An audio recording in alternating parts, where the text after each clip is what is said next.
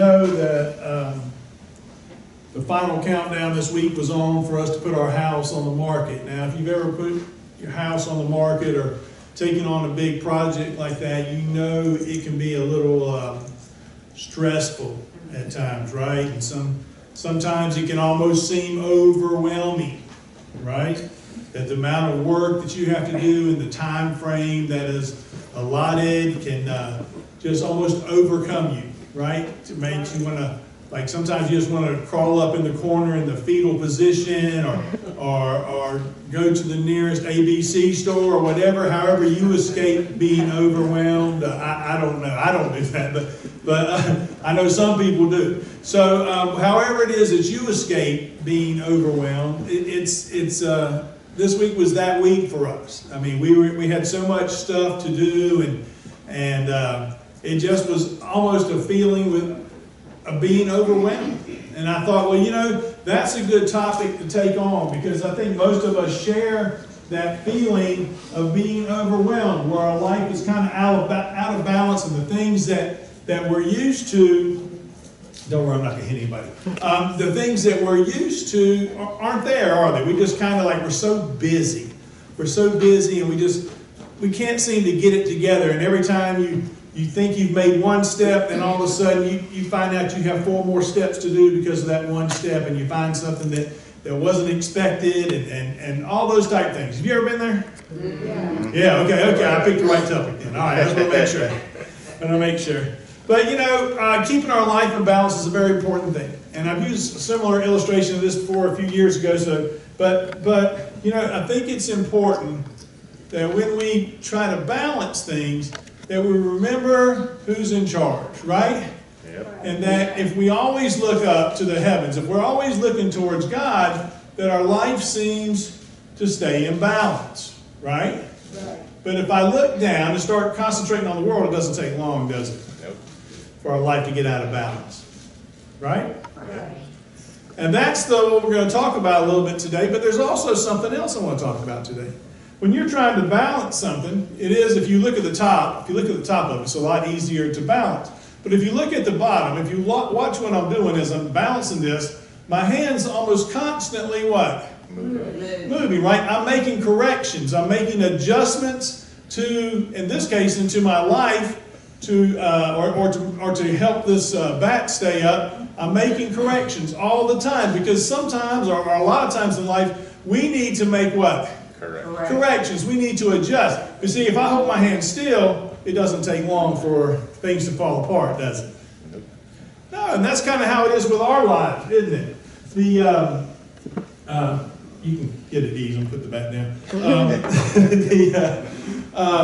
But that's how it is in our lives. You know, the thing is that we all face that overwhelmed, that stressful feeling at some time. And how we respond to it is what's important. Right? It's not that life, you won't have troubles, or you won't have burdens, or you're not going to feel overwhelmed. It's just a matter of when, right? The God told us we were going to have some problems here on life, but there are ways to respond to it. And what I found is one of the key ways to be in that is to what? Keep yourself focused on God instead of you, right? We need to keep our focus on how we're connected to God. It's usually when I'm feeling overwhelmed, I need to go to God. I go to God because it wasn't. Scripture tells today, bring me your burdens, right? Bring me your troubles. Bring me that which is overwhelming you. Bring it to me, is what the Scripture today said. I want you to come to me, right?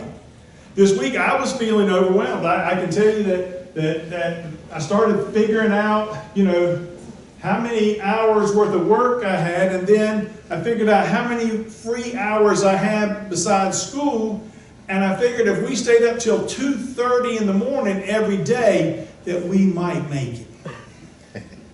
We may make it.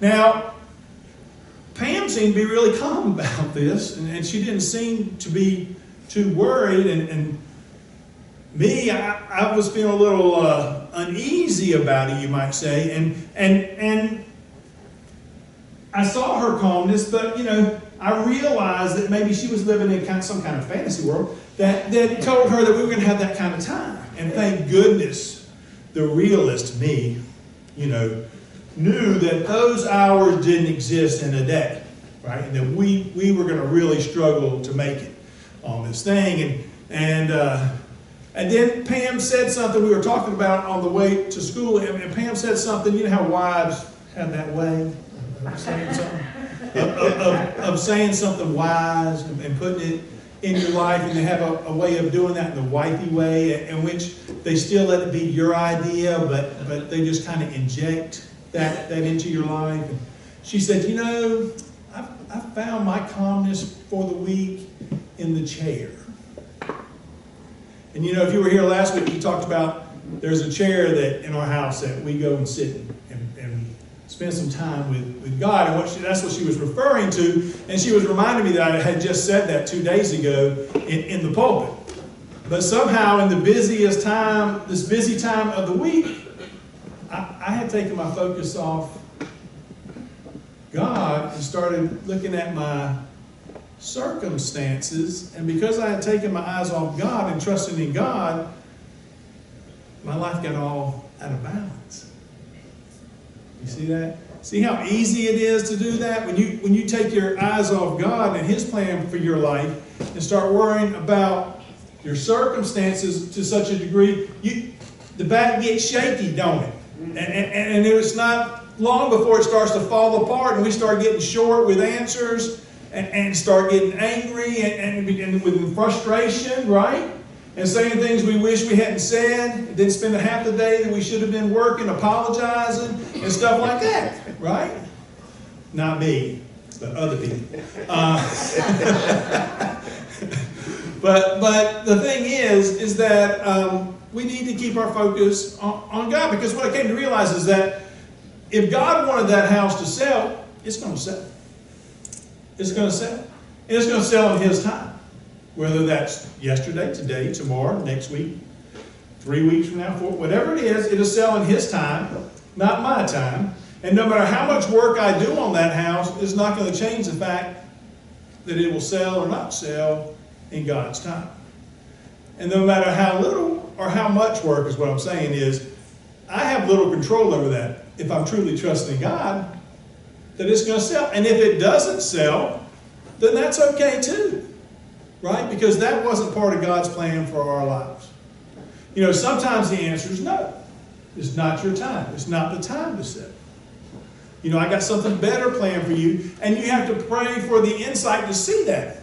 And realize that it's not so much a disappointment, but an opportunity for something that's going to happen down the line. As Pam would always say, I can't wait to see what God's going to do with this. Because sometimes, things look crazy, and you wonder, how are we going to... This doesn't seem right, because, I had the right answer. I knew the path that I was supposed to take.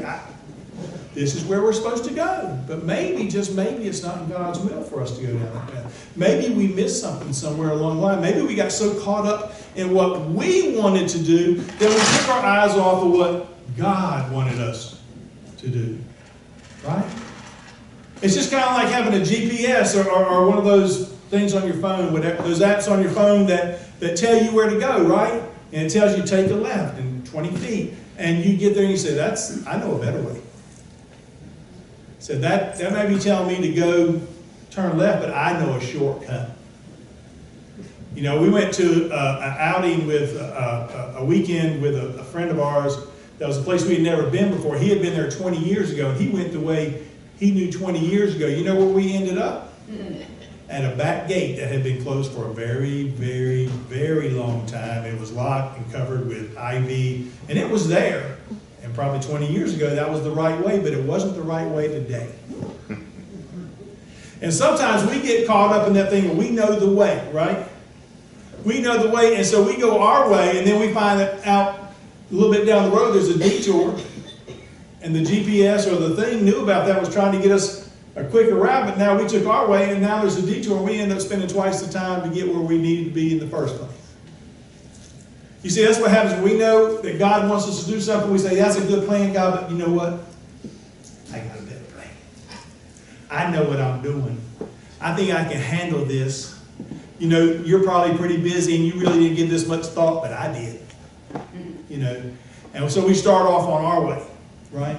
doing things our way instead of God's way.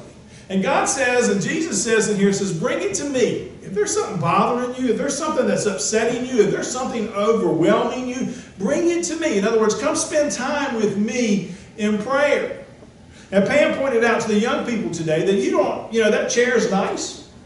It's a focal point where we can go and we can sit and pray. It's kind of an off room and it's kind of quiet. But you don't really need that. You don't need a special chair or a special place, because God hears you no matter where you're at. I know people who pray in the shower. That's their quiet time because it's the only place they can get away from the kids. And so they pray in the shower. They tell me they do. I don't know that they do, but that's what they've told me, just to be clear about that.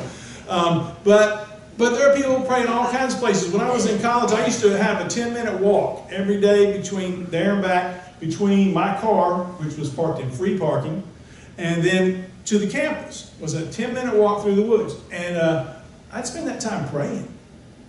I mean, just talking to God. 10 minutes there, 10 minutes back, every day. And you know what? It was the best part of my day. It was the best part of my day. Walking in the woods praying. You see, you don't have to be in any particular place. You don't have to be in church to pray. It doesn't have to be bedtime or mealtime. You can talk to God anytime.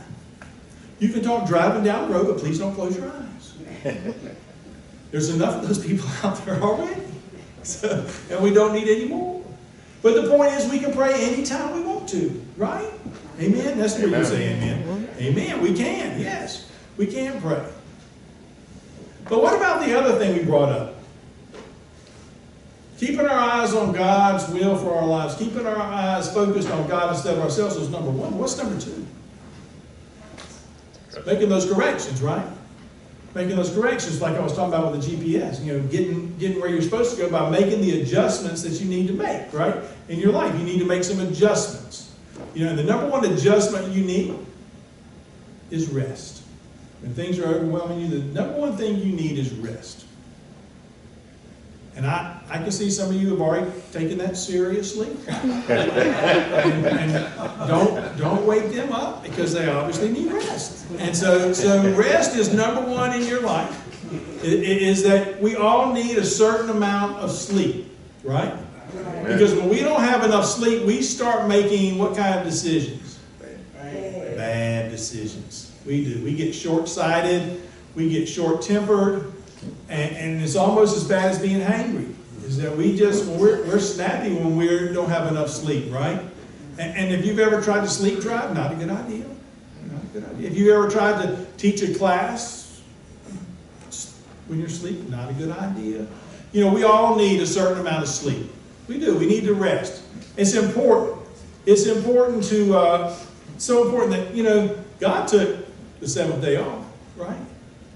So rest is important. I think he wanted to show us just exactly how important it was that even he would take a day off. There was a pastor who spoke about this years ago, and he said he went to a mentor of his, so to speak, an older pastor, and asked him, I said, I just don't seem to have enough time in the day. I just seem so busy. It's almost overwhelming. And the older pastor said, look, the devil doesn't take a day off. So we can't take a day off either. And he said he lived under that rule, that thought for 20 years. And he said it finally came to him that if he was using the devil as an example, that maybe he was following the wrong person. Right? Because even God took a day off.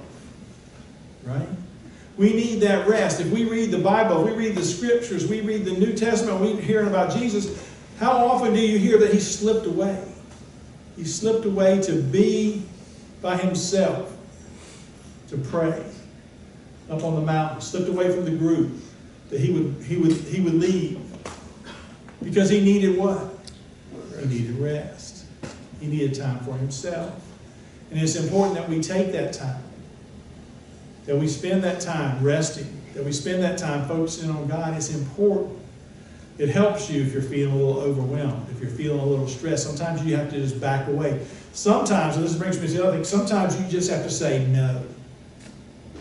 Because some of us are so busy in our lives because we haven't learned that word, no. No, I'd like to help you, but my plate is full. And perhaps someone else will be able to help you today. You know, sometimes we have to learn the word no. So when people keep, because I'm going to tell you what, here's what happens. You keep saying yes. And not only will you be carrying your plate, but you're going to be carrying somebody else's plate. And it's going to be full too. And pretty soon you're looking for a tray to get all the plates on. You say, well, that's kind of cold not to like want to help people. I'd say not want to help people. Did I ever say that? I didn't ask you not to be compassionate. But if you take on this plate, this plate, this plate, this plate, how are you going to do any of it right? How are you going to be able to help any of those people? Because you got so many plates you're juggling that you can't get it right. And you're exhausted. And you have no time for God. You see, sometimes you have to learn to say no. Just because Jesus slipped away into prayer for a time of rest and prayer, did it mean he was not compassionate?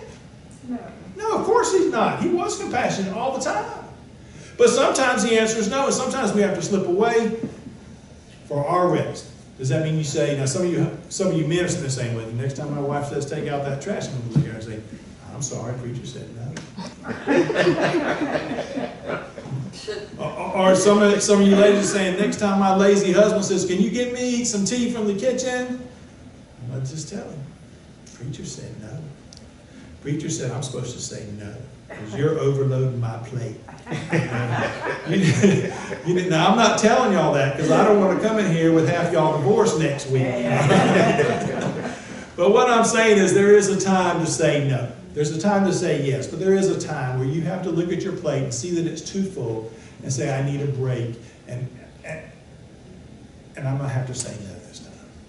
You can come back and ask me another time, but today I have to say no. Because it overwhelms you, and that keeps you from being overwhelmed. If you can just get enough rest, if you can just focus on God, keep your focus on God, and if you can learn to say no.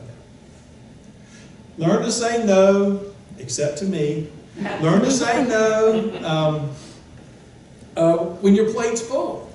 Learn to understand that my plate's full and I can't take on any more right now. And I'm going to have to say no. I can't say that. I have to stay busy. I have to be, I'm not happy unless I'm overwhelmed. I'm not happy. Well, then don't complain about it. Because if you can't say no when you're being overwhelmed, then how do you ever expect to be underwhelmed? How do you ever expect to find peace? If you keep saying yes, yes, yes, because I'm going to tell you how this happens. If you take on something and you do it right, you think you're going to quit asking? No. No. You know, people at work say, why do they keep asking me to do it? Because you do it right. You don't want to do something at work, do it wrong. They'll never ask you to do it again. They never will. They'll say, I gave him that job last week and he took 12 men to fix it. Fix what he did. They'll never ask you to do that again. I promise you. I can promise you that. The thing is, we need to realize that there's some things in our lives that we need to make adjustments to. We need to find rest. We need to find time that we can rest, that we can slip away and just have some quiet time. I get up an hour before Pam does every day. It's my time. It's quiet time. I don't hear any conversations. I mean, it's nothing against Pam. I just need my quiet time. Does anybody here need quiet time? I love quiet time. Some people raise both hands. I love quiet time. I just like that time where it's just me and God, and I can sit around, I can think about the day, and it's restful to me. Not sleep, but it's restful for me just to have some quiet time. Some people go fishing just so they can have quiet time, so they can get away from all that. Some people go hunting just so they can get away from all. It's their time to relax. It's their time to rest their soul. You see, when we're able to focus on God, we're able to rest, then it gives us a chance to be, and we start saying no to some stuff so we're not so busy, we're not so overwhelmed. It gives us a time, it gives us a chance to be rejuvenated. It gives us the time to be filled back up so we can say yes. So we can take care of those people who need to be taken care of. You ever been on an airplane? They say, if an oxygen mask, should the cabin decompress and the oxygen mask drop down in front of you, place your mask on first. And then take care of your children afterwards. And there's a reason for that. There's a reason they tell you to take care of yourself first, because if you pass out, your children aren't putting that mask on. And nobody's going to be there to put it on your children. So take care of yourself so you can take care of others. You see what I'm saying? Take care of yourself. Stay connected to God. Get your rest. Learn to say no so you can say yes at a later date. I'm not asking you to lose your compassion for people. Goodness, no. I'm just asking you to take care of yourself so you can take care of others. So by being rejuvenated, and you can rejuvenate others. You know, it kind of works like that cascade last week. You know, fill your cup so you can fill others people's cups, right? And that's the way it works. That's how we all need to be working, right? So we can balance that back, right? So we can keep that back balanced. It's not falling over all the time. So we can just keep our life right, making the adjustments, keeping our eye on God. Learning when to say no and getting some rest. Because remember, if we stop making the adjustments, even though we're looking at God, even though our eyes are on God, our life falls apart. You see, Jesus tells us today to bring us His burden. Bring us the burdens. That He can carry them for you. That you just need to trust in God when you're feeling overwhelmed, don't you? You just need to place your trust that no matter what happens, good or bad in your eyes, in your plan or out of your plan, if it's in God's plan, then it's the right plan. And if you're moving in that direction, you'll never be wrong. Sometimes you might be disappointed that it wasn't your way. But if it was God's way, you should never feel disappointed. See what I'm saying? Does that make sense? That means you're on the right path and you're trusting God. So do those things. I beg you. Don't be overwhelmed. But bring those things that overwhelm you to Christ. If you believe it, if you receive it, won't you join me as we all say, Amen.